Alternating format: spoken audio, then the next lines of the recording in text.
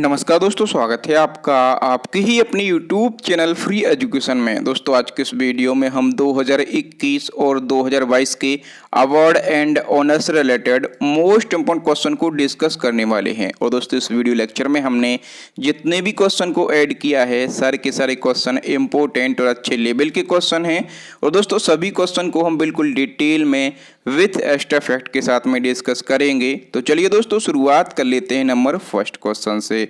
और पहला हमारा क्वेश्चन है, केंद्र सरकार के द्वारा सुभाष चंद्र बोस आपदा प्रबंधन पुरस्कार 2022 के लिए किसको चुना गया।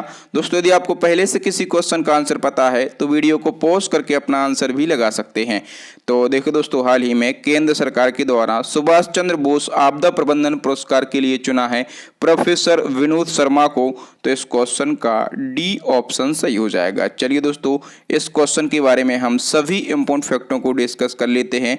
तो देखो दोस्तों, जो सुभाष चंद्र बोस आपदा प्रबंधन पुरस्कार है, ये आपदा प्रबंधन के क्षेत्र में उत्कृष्ट कार्य करने वाले व्यक्तियों और संस्थाओं को दिया जाता है। ठीक है, ये जो पुरस्कार है इसकी शुरुआत कब की गई थी?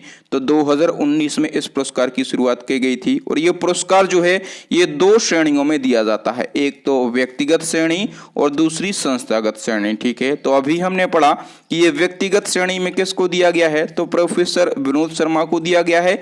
और संस्थागत श्रेणी में यदि पूछा जाए तो संस्थागत श्रेणी में ये पुरस्कार जो है ये गुजरात आपदा प्रबंधन संस्थान को दिया गया है। ठीक है, और शुरुआत हम पढ़ चुके हैं, इस पुरस्कार की शुरुआत जो है ये 2019 में की गई थी। ठीक है, तो याद रखना व्यक्तिगत श्रेणी में प्रोफेसर विनोद शर्मा को दिया गया और संस्थागत श्रेणी में दिया गया है गुजरात आपदा प्रबंधन संस्थान को। ठीक है, इसी क्रम में एक और क्वेश्चन आपसे पूछा जाएगा कि हाल ही में नेताजी पुरस्कार 2022 किसको प्रदान किया गया।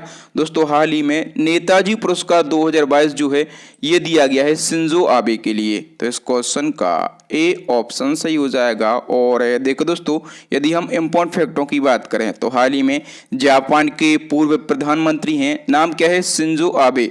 और इनको नेताजी सुभाष चंद्र बोस की 125वीं जयंती के अवसर पर नेताजी पुरस्कार 2022 से सम्मानित किया गया है। और दोस्तों ये पुरस्कार जो है ये शिंजो आबे को समाज में उनके उत्कृष्ट योगदान के लिए दिया गया है। अच्छा दोस्तों, जो नेताजी पुरस्कार है ये किसके द्वारा दिया जाता है, तो नेताजी रिसर्च ब्यूरो के द्वारा हर साल ये पुरस्कार दिया जाता है। और इस साल किसको दिया गया है, तो जापान के पूर्व प्रधानमंत्री शिंजो आबे को यह पुरस्कार दिया गया है। नेक्स्ट क्वेश्चन को देखेंगे। और नेक्स्ट हमारा क्वेश्चन है, हाल ही में पाकिस्तान ने किस व्यक्ति को अपने दूसरे सर्वोच्च नागरिक पुरस्कार हिलाल ए पाकिस्तान से सम्मानित किया। याद रखना दोस्तों, पाकिस्तान का दूसरा सर्वोच्च नागरिक पुरस्कार कौन सा है, हिलाल ए पाकिस्तान। और ये हाल ही में किसको दिया गया है, ये पुरस्कार दिया गया है हाल ही में बिल गेट्स को। तो इस क्वेश्चन का वी ऑप्शन सही हो जाएगा। बिल गेट्स जानते होंगे इनको, ये कौन है, ये माइक्रोसॉफ्ट कंपनी के संस्थापक हैं। ठीक है, कौन है, ये माइक्रोसॉफ्ट कंपनी के संस्थापक हैं। और इनको पाकिस्तान का दूसरा सर्वोच्च नागरिक पुरस्कार हिलाल ए पाकिस्तान क्यों दिया गया, तो बिल गेट्स को ये सम्मान पाकिस्तान में पोलियो उन्मूलन में मदद के लिए ये पुरस्कार दिया गया है। नेक्स्ट क्वेश्चन देखेंगे।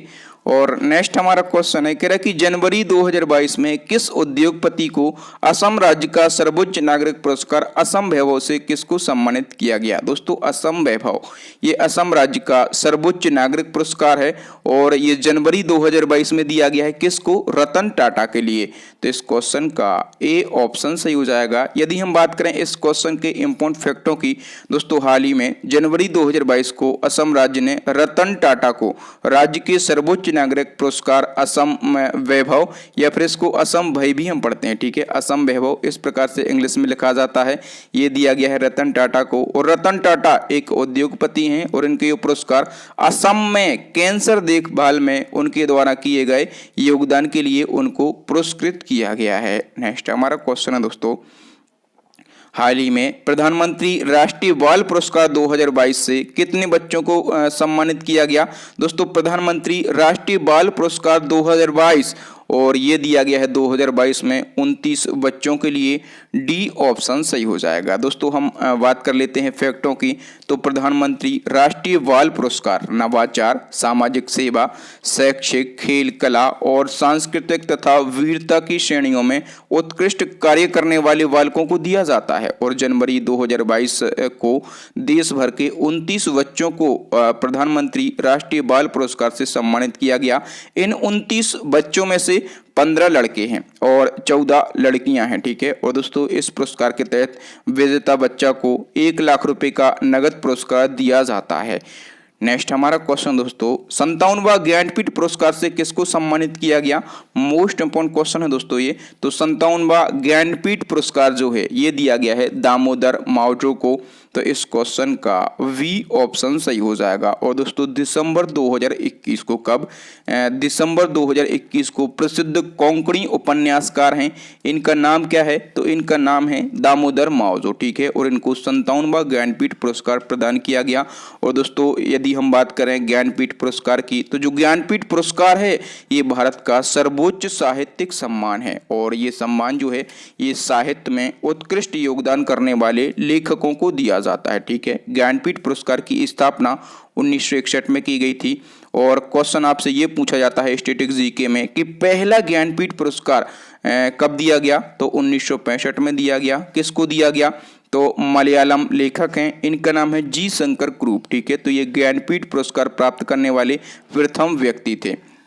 पूछा जाए कि ज्ञानपीठ पुरस्कार पाने वाली प्रथम महिला कौन है? तो उनका नाम है आशापूर्णा देवी और यह एक बंगाली लेखक हैं। इनको यह पुरस्कार कब दिया गया?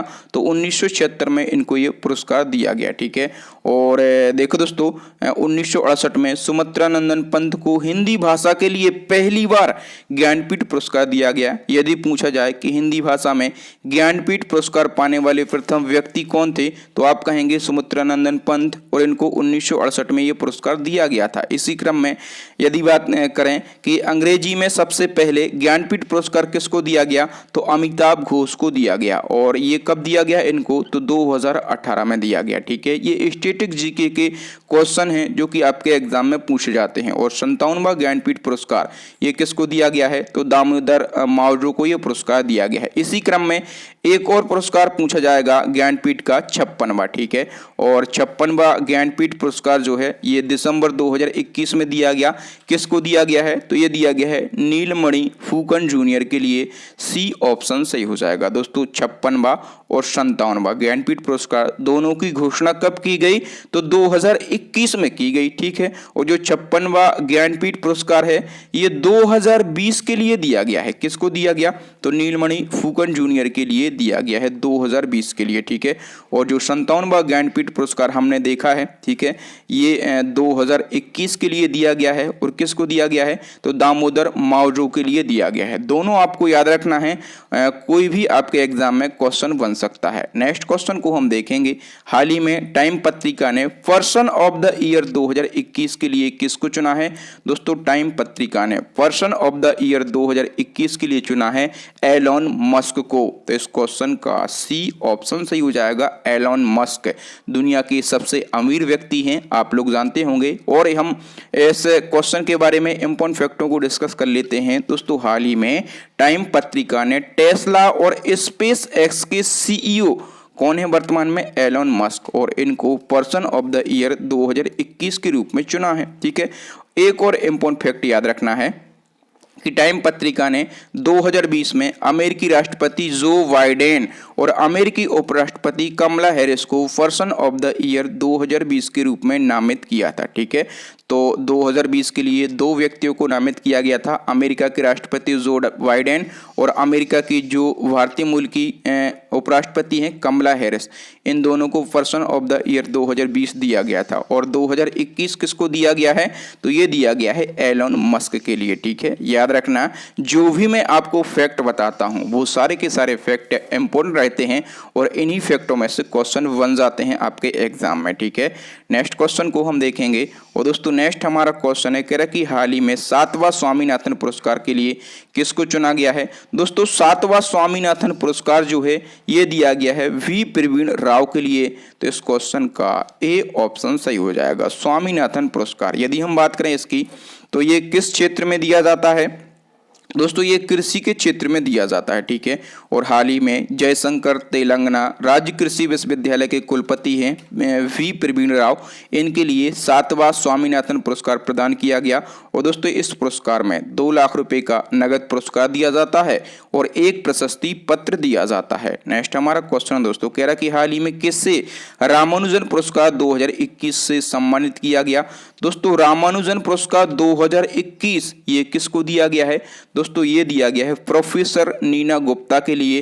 तो इस क्वेश्चन का ए ऑप्शन सही हो जाएगा। और दोस्तों यदि हम बात करें कि जो रामानुजन पुरस्कार है ये किस क्षेत्र में दिया जाता है, क्षेत्र स्टैटिक जीके में पूछे जाते हैं। दोस्तों ये जो पुरस्कार है ये गणित के क्षेत्र में दिया जाता है, ठीक है। और रामानुजन पुरस्कार 2021 जो है ये कोलकाता की भारतीय सांख्यिकी संस्थान की प्रसिद्ध गणितज्ञ हैं नीना गुप्ता, इनको दिया गया है, याद रखना। नेक्स्ट हमारा क्वेश्चन दोस्तों, हाल ही में किससे हिंदी भाषा के लिए साहित्य अकादमी पुरस्कार 2021 के लिए नामित किया गया। दोस्तों हिंदी भाषा के लिए साहित्य अकादमी पुरस्कार 2021 के लिए नामित किया गया है दया प्रकाश सिन्हा को। ए ऑप्शन सही हो जाएगा। दोस्तों साहित्य अकादमी पुरस्कार, यहाँ से कई फैक्ट आपके एग्जाम में क्वेश्चन बनते हैं, तो सभी को हम एक बार में डिस्कस कर लेते हैं। दोस्तों साहित्य अकादमी पुरस्कार जो है इसकी घोषणा की गई दिसंबर 2021 को, ठीक है। और ये जो पुरस्कार है ये 8वीं अनुसूची में शामिल 22 भाषाओं में दिया जाता है। इसके अलावा ये राजस्थानी और अंग्रेजी में दिया जाता है। यानी कुल कितनी भाषाओं में दिया जाता है, तो साहित्य अकादमी पुरस्कार कुल 24 भाषाओं में दिया जाता है, ठीक है। तो 24 भाषाओं में ये पुरस्कार दिया गया 2021 के लिए। लेकिन 24 भाषाओं में क्वेश्चन नहीं बनेंगे, क्वेश्चन केवल 4 भाषाओं के लिए बनते हैं। कहेगा हिंदी भाषा के लिए किसको दिया गया, तो आप कहेंगे दया प्रकाश सिन्हा को दिया गया। अंग्रेजी भाषा के लिए किसको दिया गया, तो आप कहेंगे नमिता गोखले के लिए दिया गया। संस्कृत में किसको दिया गया, तो आप कहेंगे बिंदेश्वरी प्रसाद मिश्र को दिया गया। और उर्दू भाषा में किसको दिया गया, तो चंद्रभान ख्याल को दिया गया, ठीक है। तो केवल आपको 4 भाषाओं में याद रखना है, 24 भाषाओं में ना तो पूछा जाता है और ना ही आप याद रख सकते हैं। तो नेक्स्ट क्वेश्चन को हम देख लेते हैं इसी क्रम में। और नेक्स्ट हमारा क्वेश्चन है, हाल ही में 18वें माधवराव लिमये पुरस्कार से किसको सम्मानित किया गया। ये क्वेश्चन मोस्ट इंपॉर्टेंट क्वेश्चन है। और दोस्तों 18वें नंबर का जो माधवराव लिमये पुरस्कार है ये दिया गया है नितिन गडकरी को। तो इस क्वेश्चन का सी ऑप्शन सही हो जाएगा। इस क्वेश्चन के बारे में हम सारे इंपॉर्टेंट फैक्टों को डिस्कस कर लेते हैं। दोस्तों नितिन गडकरी को 18वें माधवराव लिमये पुरस्कार से सम्मानित किया गया। और इस पुरस्कार को नासिक पब्लिक लाइब्रेरी सार्वजनिक वचनालय द्वारा प्रदान किया जाता है। ये पुरस्कार जो है ये लिमये की स्मृति में उनकी बेटी शोभा नेर्लिकर के द्वारा स्थापित किया गया, ठीक है। पूछा जाए कि यह पुरस्कार किसके द्वारा स्थापित किया गया, तो शोभा नेर्लिकर के द्वारा स्थापित किया गया। इस पुरस्कार में 50,000 रुपये का नगद रुपए दिए जाते हैं और एक स्मृति चिन्ह शामिल होता है, ठीक है। और दोस्तों नितिन गडकरी, जब मैंने आपको मोदी मंत्रिमंडल पढ़ाया था, मैंने आपको बताया था कि हमारे देश के केंद्रीय सड़क और परिवहन राजमार्ग मंत्री हैं, ठीक है। और मैंने ट्रिक के माध्यम से इसको याद करवाया था। कैसे याद करवाया था, नितिन गडकरी, इनके नाम में ही इनका मंत्रालय छुपा है, गडकरी। और जब भी आप सड़क या फिर राजमार्ग से परिवहन कर रहे होते हैं, ठीक है। और हमारे यहाँ की इतनी अच्छी सड़कें हैं कि हमारी पूरी बॉडी कैसी हो जाती है, गड़गड़ गड़गड़ गड़गड़ हो जाती है, ठीक है। तो गड़गड़ गड़गड़ तुरंत आपके माइंड में क्लिक होगा कि गडकरी सड़क और राजमार्ग परिवहन मंत्री हैं, ठीक है। तो ट्रिक के माध्यम से आपको जरूर पढ़ना है।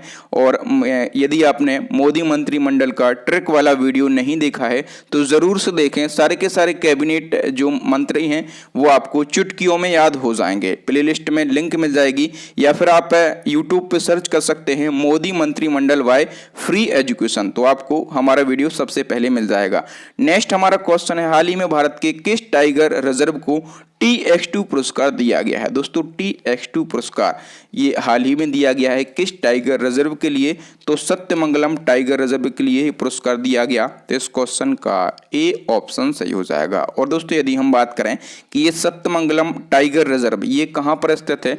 दोस्तों ये तमिलनाडु राज्य में स्थित है, ठीक है। और तमिलनाडु राज्य का एक जिला है एरोड जिला, ठीक है, यहाँ पर स्थित है। और दोस्तों ये TX2 पुरस्कार क्यों दिया जाता है? दोस्तों बाघों की संख्या में यदि वृद्धि होती है, ठीक है, किसी टाइगर रिजर्व में, तो उसको ये पुरस्कार दिया जाता है, ठीक है। तो ये जो सत्यमंगल टाइगर रिजर्व है 2010 से यदि हम कंपेयर करें आज वर्तमान में, तो यहाँ पर बाघों की संख्या जो है ये 2 गुनी हो गई है। कितनी हो गई है? 2 गुनी हो गई है। इसलिए TX2 पुरस्कार किसको दिया गया है? सत्यमंगलम टाइगर रिजर्व के लिए दिया गया। अच्छा, आप फटाफट से कमेंट करके ये जरूर बताएं कि आपको मेरा पढ़ाने का तरीका कैसा लग रहा है। नेक्स्ट क्वेश्चन देखेंगे और नेक्स्ट हमारा क्वेश्चन है प्रतिष्ठित भारत रत्न अंबेडकर पुरस्कार 2021 से किसको सम्मानित किया गया? दोस्तों भारत रत्न डॉक्टर अंबेडकर पुरस्कार 2021, और फोटो में आप लोग पहचान के आंसर लगा सकते हैं। ये जो पुरस्कार है ये दिया गया है हर्षाली मल्होत्रा के लिए। इस क्वेश्चन का डी ऑप्शन सही हो जाएगा। और दोस्तों हर्षाली मल्होत्रा, आप लोगों ने बजरंगी भाईजान मूवी देखी होगी, और बजरंगी भाईजान में एक किरदार होता है बहुत ही अच्छा, मुन्नी का किरदार, ठीक है। और मुन्नी का किरदार किसने प्ले किया था? तो हर्षाली मल्होत्रा ने ये मुन्नी का किरदार प्ले किया था, ठीक है। और इसी किरदार निभाने के लिए हर्षाली मल्होत्रा को डॉक्टर अंबेडकर पुरस्कार 2021 के लिए सम्मानित किया गया है, ठीक है। इनको ये अवार्ड किसने दिया? यदि ये क्वेश्चन पूछा जाए तो महाराष्ट्र के वर्तमान में राज्यपाल हैं, नाम क्या है? भगत सिंह कोश्यारी इनका नाम है।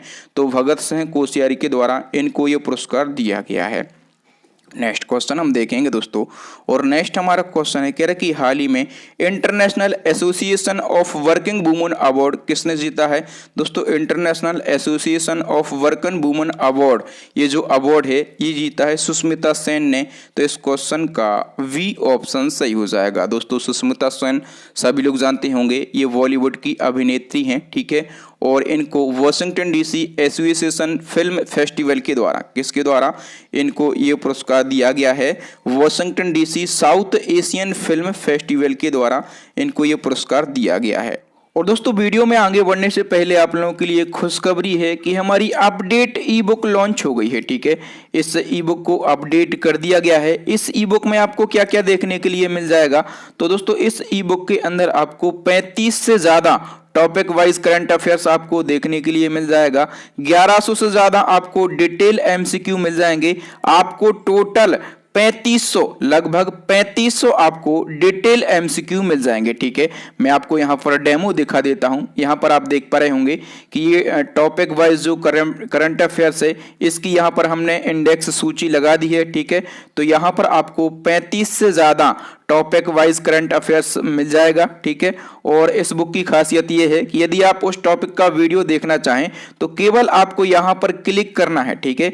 तो आप वो वीडियो हमारा आसानी से देख पाएंगे। जैसे कि अभी विंटर ओलंपिक यानी कि शीतकालीन ओलंपिक हुए हैं, यदि आप इस पर क्लिक करेंगे तो इसका वीडियो आप देख पाएंगे और वहां से भी आप इसको आसानी से समझ सकते हैं। और यदि आप पढ़ना चाहें तो नीचे इसको टॉपिक वाइज पढ़ सकते हैं। डिटेल MCQ आपको सभी मिलेंगे। यदि हम बात करें कि टोटल इस ई बुक के अंदर कितने पेज रहेंगे तो लगभग 420 जो हैं इस ई बुक के अंदर पेज रहेंगे। कोई भी आप एक क्वेश्चन उठा लीजिए, तो जैसे यहाँ पर एक क्वेश्चन पूछा गया है कि हाल ही में कन्वर्जन थेरेपी पर प्रतिबंध लगाया गया है, ये किसके देश के द्वारा लगाया गया? तो यहाँ पर आपको आंसर देखने के लिए मिलेगा कि कनाडा के द्वारा इस पर प्रतिबंध लगाया गया है। और इसके बारे में आपको डिटेल भी कि कन्वर्जन थेरेपी क्या होती है, ठीक है। और यदि अब कोई कन्वर्जन थेरेपी करता है तो उसको कितनी सजा होगी, ठीक है। और ये प्रतिबंध कनाडा देश ने कब लगाया है? कोई भी क्वेश्चन अल्टरनेट उठा लीजिए, बिल्कुल डिटेल में मैंने समझाया है, ठीक है। तो दोस्तों यदि आप चाहें तो इस ई बुक को अभी के अभी परचेस कर सकते हैं। लिंक आपको डिस्क्रिप्शन के अंदर मिल जाएगी। नेक्स्ट क्वेश्चन है कह रहे कि 2022 में पद्म विभूषण से कितने लोगों को सम्मानित किया गया? दोस्तों पद्म पुरस्कार, सभी पद्म पुरस्कार को हम डिस्कस करेंगे। सबसे पहले हम देख लेते हैं पद्म विभूषण। और 2022 में पद्म विभूषण जो है ये 4 लोगों को दिया गया है, ठीक है। और दोस्तों यदि हम बात करें कि भारत का पहला सर्वोच्च नागरिक सम्मान कौन सा होता है? भारत रत्न, और इसकी घोषणा नहीं की गई 2022 में, ठीक है। और दूसरा सर्वोच्च नागरिक सम्मान कौन सा होता है? पद्म विभूषण, और पद्म विभूषण जो है ये 4 लोगों को दिया गया है 2022 में। तीसरा सर्वोच्च नागरिक सम्मान होता है पद्म भूषण, और पद्म भूषण कितने लोगों को दिया गया है? 17 लोगों को। चौथा सर्वोच्च नागरिक सम्मान होता है पद्मश्री, और पद्मश्री 2022 में 107 लोगों को दिया गया है। अभी हम बात कर लेते हैं पद्म विभूषण की, और ये 4 लोगों को दिया गया है। कौन कौन? एक तो है बिपिन रावत, चारों नाम याद रखना, चारों जो हैं ये आपके लिए वेरी वेरी इंपॉर्टेंट है, ठीक है। और बिपिन रावत को ये पुरस्कार दिया गया है मरणोपरांत और सिविल सर्विस के क्षेत्र में। बिपिन रावत जो हैं ये हमारे देश के पहले सीडीएस थे, ठीक है। और ये कहां से बिलोंग करते थे? तो ये उत्तराखंड के पौड़ी गढ़वाल क्षेत्र से बिलोंग करते थे। और दूसरे व्यक्ति हैं राधेश्याम खेमका, इनको भी मरणोपरांत दिया गया है साहित्य और शिक्षा के क्षेत्र में, और ये बिहार के मुंगेर से बिलोंग करते हैं। और तीसरे कौन है? कल्याण सिंह लोधी, और इनको भी ये पुरस्कार जो है ये मरणोपरांत दिया गया है, ठीक है। और पब्लिक अफेयर्स के क्षेत्र में इनको ये पुरस्कार दिया गया है। ये उत्तर प्रदेश के अलीगढ़ से बिलोंग करते हैं, ठीक है। और ये उत्तर प्रदेश के पूर्व सीएम हैं, और ये भाजपा से उत्तर प्रदेश के सीएम बनने वाले प्रथम व्यक्ति हैं, ठीक है। नाम याद रखना, बहुत ही फेमस पर्सनालिटी हैं। नेक्स्ट क्वेश्चन, नेक्स्ट कौन है? प्रभा अत्रे, ठीक है। और प्रभा अत्रे को ये पुरस्कार कला के क्षेत्र में दिया गया। और प्रभा अत्रे जो हैं ये कहां से बिलोंग करते हैं? तो महाराष्ट्र से बिलोंग करते हैं। नेक्स्ट क्वेश्चन को हम देखेंगे, पद्म भूषण 2022 में कितने लोगों को दिया गया? दोस्तों पद्म भूषण जैसे कि मैं आपको बता चुका हूं कि ये 17 लोगों को दिया गया है। अब 17 लोगों में से 17 के ही नाम आपको याद नहीं रखना है। आपको कौन कौन से नाम याद रखना है मैं आपको यहां पर बताता हूं। देखिए दोस्तों, एक तो है गुलाम नबी आज़ाद, ठीक है। और गुलाम नबी आज़ाद जो हैं ये राज्यसभा में विपक्ष के नेता रहे हैं 2014 से 2021 तक, ये नाम याद रखो। दूसरे हैं बुद्धदेव भट्टाचार्य, ये पश्चिम बंगाल के पूर्व मुख्यमंत्री हैं, ये भी नाम याद रख लो। और तीसरा रख लेना है आपको गुरमीत बाबा का, इनको क्योंकि मरणोपरांत दिया गया है। और ये कौन है? तो ये पंजाब की लोक गायिका हैं, ठीक है। और एक नाम याद रख लो कृष्णा एल्ला और सुचित्रा एल्ला, ये भारत बायोटेक कंपनी के संस्थापक हैं, ठीक है। और नेक्स्ट आप नाम याद रख लो सत्य नडेला, क्योंकि सत्य नडेला जो हैं ये माइक्रोसॉफ्ट कंपनी के सीईओ हैं, और ये अपने भारतीय मूल के हैं। और सुंदर पिचाई ये प्रेजेंट टाइम पे गूगल के सीईओ हैं, ये भी अपने भारतीय मूल के हैं। और एक नाम आप याद रख लो, मोस्ट इंपॉर्टेंट है, साइरस पूनावाला, ठीक है। और साइरस पूनावाला जो हैं ये सीरम इंस्टीट्यूट ऑफ इंडिया के प्रमुख हैं, ठीक है। यानी कि जो कोविशील्ड वैक्सीन बनी थी वो किसने बनाई थी? साइरस पूनावाला की सीरम इंस्टीट्यूट ने ही बनाई थी। इसलिए ये जो नाम है ये वेरी वेरी इंपॉर्टेंट है। एक नाम है संजय राजाराम, इनको मरणोपरांत दिया गया है साइंस एंड इंजीनियरिंग के क्षेत्र में। तो ये 6-7 नाम हैं, ये आप याद रख लीजिए। इसी क्रम में एक और क्वेश्चन आपसे पूछा जाएगा कि पद्मश्री 2022 में कितने लोगों को दिया गया? दोस्तों पद्मश्री 2022 में मैं आपको बता ही चुका हूं कि कितने लोगों को दिया गया है? 107 लोगों को। अब 107 आप नाम याद नहीं रख सकते तो केवल 3-4 नाम आपको यहां से याद रखना है। एक आपको याद रखना है नीरज चोपड़ा का नाम, ठीक है। और नीरज चोपड़ा तो सभी लोग जानते होंगे, ये जो हैं ये भाला फेंक खिलाड़ी हैं, ठीक है। और कहाँ से बिलोंग करते हैं? तो ये हरियाणा से बिलोंग करते हैं, ठीक है। वंदना कटारिया, ये खेल में इनको दिया गया है, ये उत्तराखंड से बिलोंग करती हैं। अवनी लेखरा, इनको भी खेल में दिया गया, राजस्थान से बिलोंग करती हैं। सोनू निगम, इनको कला के क्षेत्र में दिया गया, ये महाराष्ट्र से बिलोंग करते हैं, ठीक है। तो ये कुछ नाम हैं, आप चाहें तो इनका स्क्रीनशॉट ले सकते हैं या फिर इनको नोट डाउन भी कर सकते हैं। नेक्स्ट क्वेश्चन को हम देख लेते हैं दोस्तों।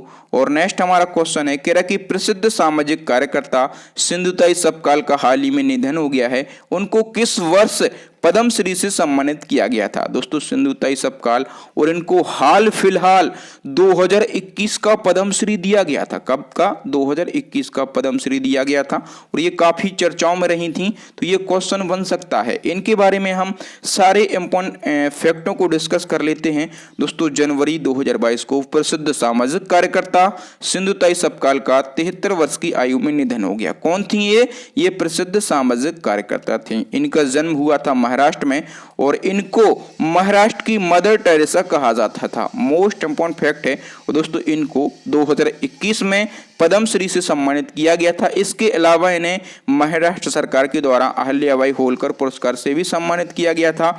और दोस्तों इनके जीवन पर एक मराठी मूवी बन चुकी है।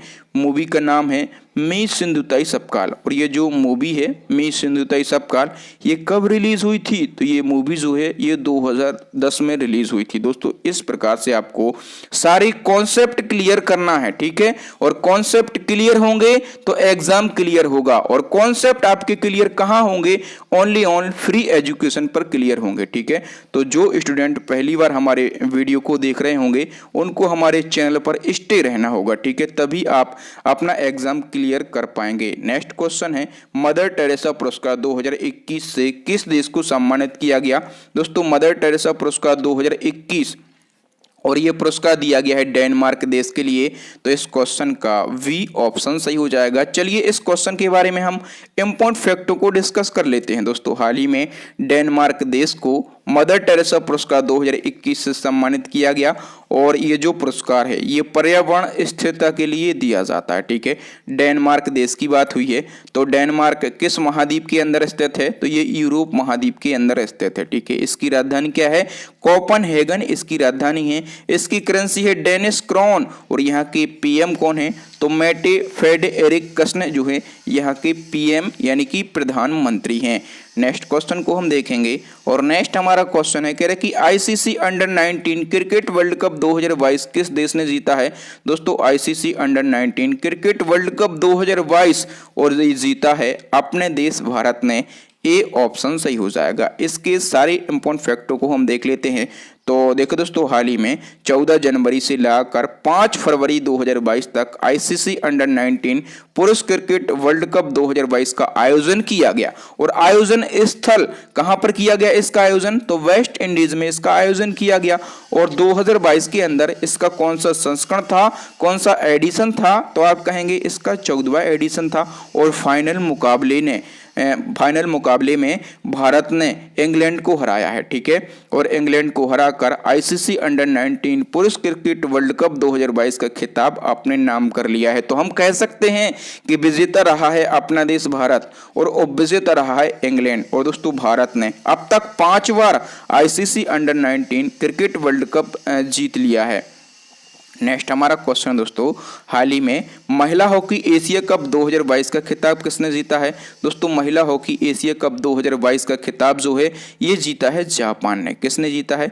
जापान ने जीता है। इसके भी हम सभी फैक्टों को डिस्कस करेंगे क्योंकि कहीं से भी क्वेश्चन आपके एग्जाम में बन सकता है। दोस्तों महिला हॉकी एशिया कप 2022 का कौन सा एडिशन था इस साल? तो 10वां था। और इसका आयोजन कहां पर किया गया? तो ओमान के मस्कट शहर में इसका आयोजन किया गया। और 21 से 28 जनवरी 2022 तक इसका आयोजन किया गया। और इस प्रतियोगिता में जापान ने दक्षिण कोरिया को 4-1 से हराकर महिला हॉकी एशिया कप 2022 का खिताब अपने नाम कर लिया है। और दोस्तों महिला हॉकी एशिया कप 2022 में हम भारत की स्थिति यदि पता करें तो भारतीय महिला हॉकी टीम का स्थान रहा है 3रा। ये भी आपको याद होना जरूरी है। नेक्स्ट हमारा क्वेश्चन है भारत के और 73वें नंबर के शतरंज ग्रैंड मास्टर कौन बने हैं? दोस्तों भारत के 73वें शतरंज ग्रैंड मास्टर जो हैं ये बन गए हैं भरत सुब्रमण्यम। तो इस क्वेश्चन का ए ऑप्शन सही हो जाएगा भरत सुब्रमण्यम। यदि हम बात करें ये कितने साल के हैं तो ये हैं 14 साल के, ठीक है। और ये कहाँ से बिलोंग करते हैं? तो दोस्तों ये चेन्नई से बिलोंग करते हैं। ये तो हमने बात करी है 73वें शतरंज ग्रैंड मास्टर की। यदि आपसे क्वेश्चन पूछा जाए कि 72वें नंबर के और शतरंज ग्रैंड मास्टर कौन बने हैं तो उनका नाम है मित्राब गुहा, ठीक है। तो मित्राब गुहा जो हैं ये 72वें नंबर के शतरंज ग्रैंड मास्टर बने हैं। ये भी आपको याद रहना है। नेक्स्ट हमारा क्वेश्चन है दोस्तों सैयद मोदी बैडमिंटन टूर्नामेंट 2022 में महिला एकल का खिताब किसने जीता है? दोस्तों सैयद मोदी बैडमिंटन टूर्नामेंट 2022 में महिला एकल का जो खिताब है ये जीत लिया है पीवी सिंधु ने। तो इस क्वेश्चन का सी ऑप्शन सही हो जाएगा। इसके फैक्टों की यदि हम बात करें दोस्तों सैयद मोदी अंतर्राष्ट्रीय बैडमिंटन टूर्नामेंट 2022 का आयोजन 8 से 23 जनवरी 2022 तक किया गया। और उत्तर प्रदेश के लखनऊ में इसका आयोजन किया गया। इस टूर्नामेंट में भारतीय शटलर पीवी सिंधु ने फाइनल मुकाबले में मालविका वंशोड़ को हराकर ये खिताब अपने नाम कर लिया है। ठीक है। और दोस्तों सैयद मोदी इंडिया इंटरनेशनल 2022 के पुरुष एकल की यदि हम बात करें तो इसको नो मैच घोषित किया गया। क्यों किया गया? क्योंकि पुरुष एकल का जो फाइनल मैच चल रहा था इसमें एक व्यक्ति हो गया कोविड पॉजिटिव, तो इसको नो मैच घोषित कर दिया गया। तो आपको केवल यही याद रखना है कि इसमें महिला एकल का जो खिताब है ये किसने जीत लिया है? पीवी सिंधु ने जीत लिया है। नेक्स्ट हमारा क्वेश्चन दोस्तों, भूटान के सर्वोच्च नागरिक पुरस्कार नगदल पेलगी खुरले से हाल ही में किसको सम्मानित किया गया? मोस्ट इंपॉर्टेंट ये क्वेश्चन है। इस क्वेश्चन में आप 5 स्टार लगाओ या 7 स्टार लगाओ, ये जरूर पूछा जाएगा। सबसे पहले याद रखिएगा कि भूटान का सर्वोच्च नागरिक पुरस्कार कौन सा है? तो नगदल पेलगी खुरलू है। ठीक है। और ये पुरस्कार दिया गया है हाल ही में नरेंद्र मोदी जी के लिए। तो इस क्वेश्चन का ए ऑप्शन सही हो जाएगा। मोदी जी के लिए ये पुरस्कार क्यों दिया गया? क्योंकि इन्होंने शासन के तहत भूटान में कुछ मैत्रीपूर्ण दृष्टिकोण दिखाए थे, जैसे कि अभी भूटान को जब कोविड का दौर चल रहा था तो बहुत सारी इन्होंने वैक्सीन भी दी थी। ठीक है। और कई सारी फाइनेंशियल भी हमने हेल्प की थी भूटान की। तो भूटान के प्रति मैत्रीपूर्ण दृष्टिकोण रखने के लिए मोदी जी को भूटान ने अपना सर्वोच्च नागरिक पुरस्कार दिया है नगदल पेलगी खुरलो। नेक्स्ट क्वेश्चन देखेंगे हम दोस्तों, कलिंग रत्न पुरस्कार 2021 से किसको सम्मानित किया गया? दोस्तों कलिंग रत्न सम्मान 2021 जो है ये दिया गया है विश्व भूषण हरिचंद्रन के लिए। तो इस क्वेश्चन का वी ऑप्शन सही हो जाएगा, विश्व भूषण हरिचंद्रन। तुरंत आपके माइंड में क्लिक रहना चाहिए, ये हैं कौन? दोस्तों प्रेजेंट टाइम पे ये हमारे आंध्र प्रदेश के राज्यपाल हैं। कौन है? आंध्र प्रदेश के ये वर्तमान राज्यपाल हैं। ठीक है। और विश्व भूषण हरिचंद्रन को साहित्य के क्षेत्र में उनके द्वारा किए गए उत्कृष्ट योगदान के लिए कलिंग रत्न सम्मान 2021 से सम्मानित किया गया है। याद रखना ये बहुत ही ज़्यादा फेमस पर्सनालिटी हैं, चाहे किसी देश का CM हो, किसी देश का गवर्नर हो, कोई मंत्री हो, हमारे PM हो। ठीक है। तो यदि इनको कोई पुरस्कार दिया जाता है तो वो क्वेश्चन ये मान के चलो कि वो 100% आएगा। ठीक है। और 100% आएगा यही समझ के आप उसको याद करो। नेक्स्ट हमारा क्वेश्चन दोस्तों, स्वामी ब्रह्मानंद पुरस्कार 2021 से किसको सम्मानित किया गया? दोस्तों स्वामी ब्रह्मानंद पुरस्कार 2021 जो है ये दिया गया है आनंद कुमार को। ठीक है।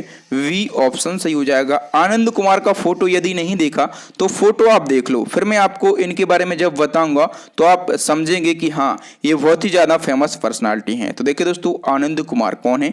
प्रसिद्ध गणितज्ञ हैं। ठीक है।